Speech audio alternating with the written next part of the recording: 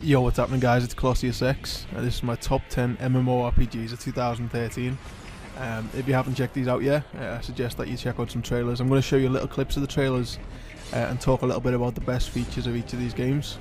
Now ArcheAge, we've talked a lot about ArcheAge in the past, and this is basically an MMO from XLGAMES, and it's a sandbox MMO in which you've got a whole seamless world.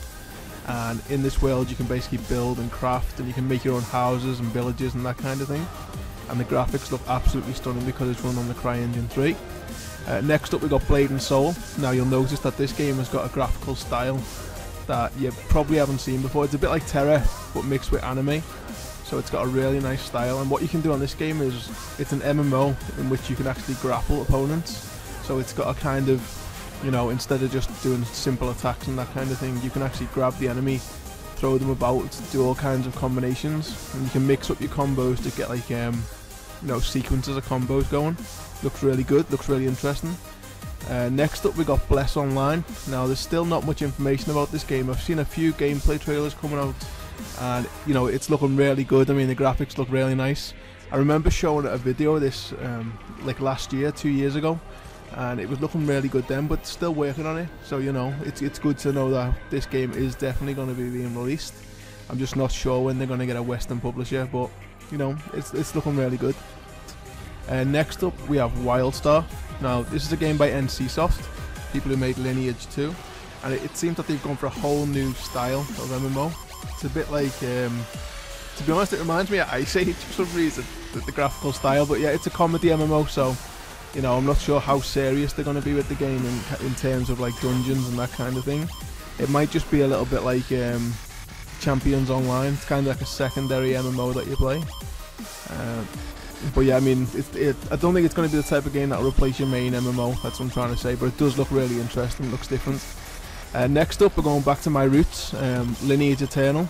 I played Lineage 2 for about 6 years, but you know, this is a totally different take on the series. This is a Diablo 3-esque style version of the game, and the thing I like about this is it's got ragdoll physics and all kinds of technological things going on. Like, you use your mouse to do skills and that kind of thing, and if you play a mage you can do like little spell with using your mouse to do like spell diagonals and that kind of thing.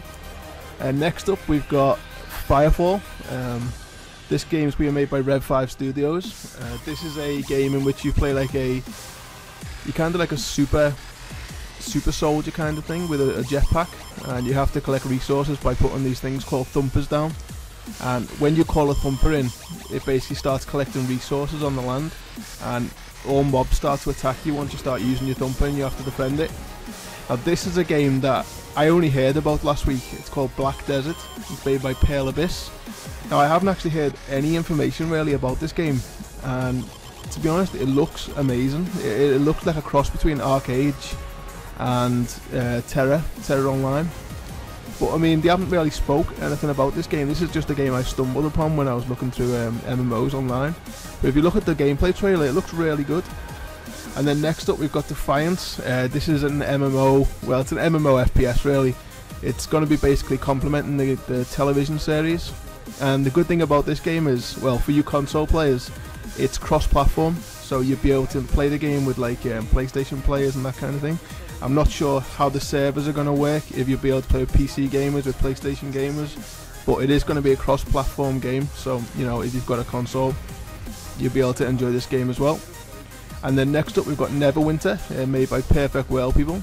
To be honest, I never really got into Perfect World because it came out roughly like around the time I was playing Lineage 2 as well, and it was either Lineage 2 or Perfect World, and to be honest I picked Lineage 2, but I've checked out a few gameplay trailers of this Perfect World, and it does look really interesting. It's a lot of it looks like there's a lot of content. That's what I like about it, because it's a free-to-play game. They've got to keep it up to date and that kind of thing, and with those type of games, you know, they always release it with loads of content.